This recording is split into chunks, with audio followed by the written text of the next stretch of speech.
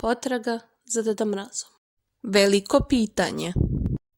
Filip upita Deda Mraza s kolačem u ruci. Kako stigneš sve u cijeloj toj muci? Deda Mraz se nasmeja. Magija, al čista. Pomaže mi radost što u svima blista. On im objasni da vreme brzo juri. Kad sreću deliš, tad nemaš brige i žuri. Saznaju da je ljubaznost ključ svakog puta.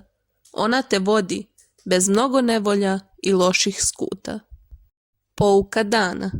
Osmeh i reč lepa otvaraju vrata sva. Ljubaznost srca, to je snaga, nek se zna.